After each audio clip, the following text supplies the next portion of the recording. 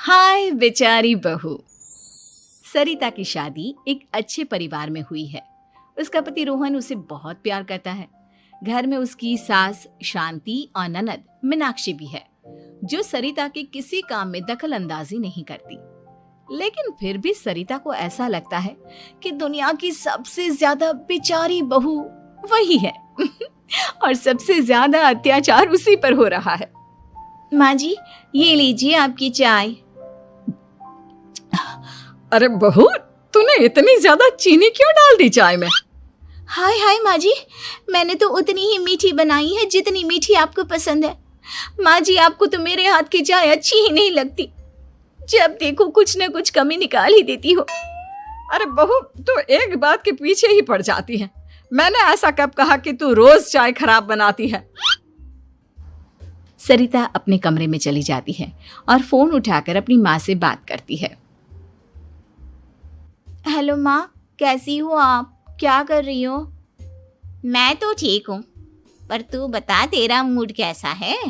तेरी आवाज से लग रहा है कि कुछ तो हुआ है तेरे ससुराल में। अरे क्या बताऊँ माँ, यहाँ तो हर समय मेरे साथ बहुत बुरा व्यवहार होता है।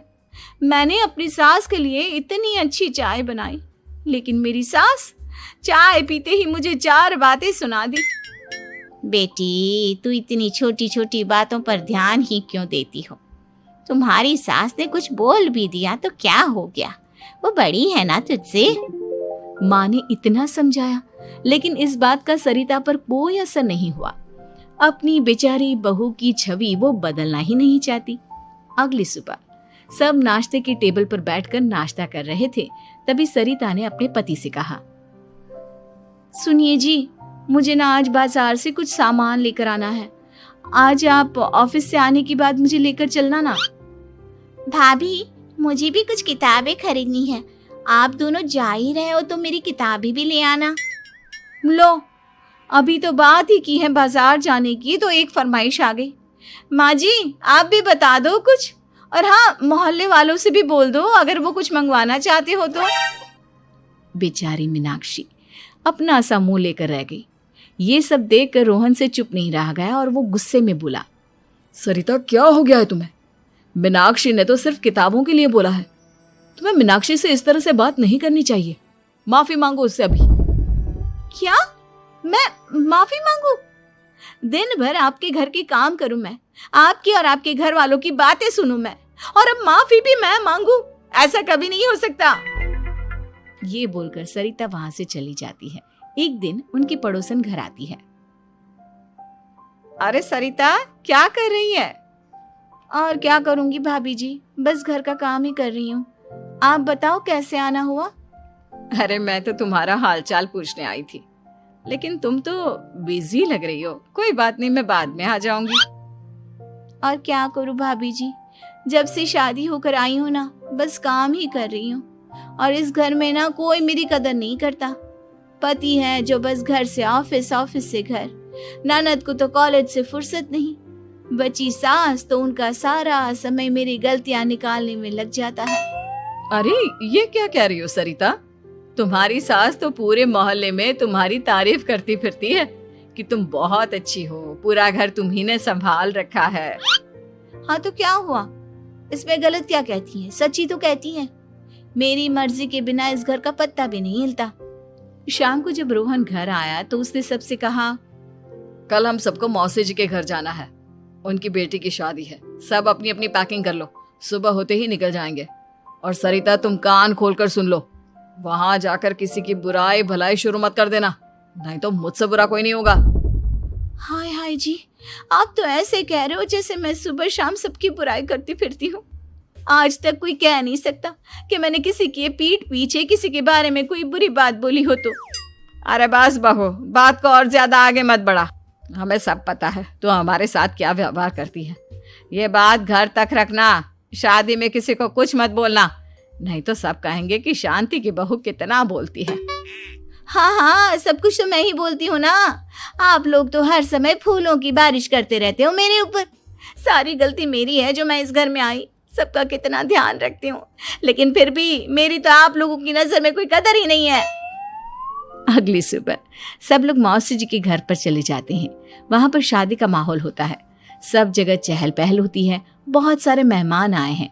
सरिता को वहां बहुत अच्छा लग रहा है। वो अपने मन में सोचती है, यहाँ कितना अच्छा लग रहा है, कितनी रौनक है। मैं यहाँ किसी से ज्यादा बात नहीं करूंगी। अगर मेरे मुंह से कुछ ऐसा वैसा निकल गया तो रोहन जी तो मुझसे गुस्सा हो जाएंगी। सरिता ये सब सोच ही रही थी कि वहां रोहन की कजिन साक्षी आ गई और सरिता से बोली, आप सरिता भाभी हो ना? जितना आपके बारे में सुना था आप तो उससे भी ज्यादा सुंदर हो। हाँ वो तो है, मेरी सुंदरता की तारीफ सब करते हैं। मेरे मायके में तो सब यही बोलते हैं कि रोहन जी की किस्मत बहुत अच्छी है जिन्हें मैं मिली। लेकिन आप कौन है? मैंने आपको पहचाना नहीं।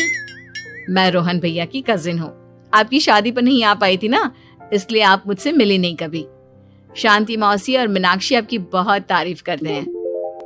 क्या कहा तुमने? मेरी तारीफ? कभी नहीं। मेरे ससुराल वाले कभी मेरी तारीफ कर ही नहीं सकते। मैं इतनी अच्छी हूँ, मेहनती हूँ, लेकिन उन्हें तो मेरी कदर ही नहीं। सारा दिन घर का काम करती हूँ, फिर भी मेरी सास ना मुझे सुनाती रहती है और पति भी मेरी सास की साइड लेते हैं। ना कभी बाहर ले जाते हैं ना कहीं घुमाने। अगर घुमाने के लिए कभी बोल भी देना तो उनकी बहन बीच में आ जाती है। मैं कैसे रह रही हूँ उस घर में ये मैं ही जानती हूँ। सरिता की ये बातें सुनकर साक्षी को बड़ी हैरानी हुई। अब वो हर किसी के सामने अपनी बड़ाई और ससुराल वालों की बुराई करने लगी। रोहन और शांति को सरिता पर बहुत गुस्सा आया, लेकिन वो चुप रहे। अगले दिन जब वो अपने घर पर आए, सरिता, तुमने क्यों सबके सामने मेरी इज्जत का तमाशा बनाया? तुमसे बोला था ना कि चुप रहना। अजी ऐसा भी क्या कह दिया मैंने जो इतना भड़क रहे हो? तुम जहां जाती हो अपना रोना शुरू कर देती हो, कभी किसी दूसरे की बात ही नहीं सुनती, बस अपनी कहती रहती हो। तुमने सबके सामने हमारा तमाशा बनाकर रख दिया है। हे भगवान, मुझे अपने पास बुला ले। जिस घर में मेरी कदर ही नहीं उस घर में मेरा क्या काम? अरे क्या करूंगी मैं यहाँ रहकर? जो भी आता है मुझे सुनाकर चला जाता है। मैं तो किसी से कुछ नहीं कहती। सीधी सादी बहू मिल गई है ना सबको, तो जो जी में आए वो करो। सरिता ने अपने आगे किसी को कुछ बोलने ही नहीं दिया और उस दिन भी उसने सबके सामने खुद को बेचारी बना ही दिया। अगले दिन मीनाक्षी कॉलेज के लिए लेट हो रही थी, इसलिए वो हर काम जल्दी जल्दी कर रही थी। अपना नाश्ता लेने किचन में गई और पतीले में रखे गरम दूध को गिलास में डालने लगी। दूध का पतीला उसके हाथ से छूट गया और गरम गरम दूध उसके हाथ पर गिर गया। ओए माँ, हाय मेरा हाथ, माँ मेरा हाथ जल गया। मीनाक्षी की आवाज सुनकर सरिता दौड़ती हुई आई। ये क्या किया तुमने?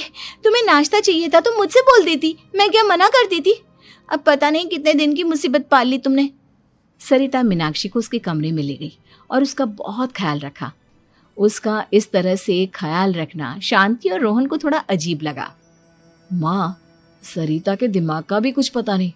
कल शादी में सबको इतना कुछ बोल कर आई है हमारे बारे में, और अब मीनाक्षी की कितनी अच्छी देखभाल कर रही है। ये ऐसा क्यों करती है? बेटा, तेरी बीवी की ना आदत हो गई है सबके सामने खुद को बेचारी दिखाने की, और आदत इतनी जल्दी नहीं बदलती। जब ये बोलना शुरू करती है तो रुकने का नाम ही नहीं लेती, इसलिए इसे पता ही नहीं चलता कि ये किसके सामने क्या बोली जा रही है। लेकिन दिल की बहुत अच्छी है। हमें भी अपना दिल बड़ा करके ये जैसी है इसे स्वीकार करना चाहिए।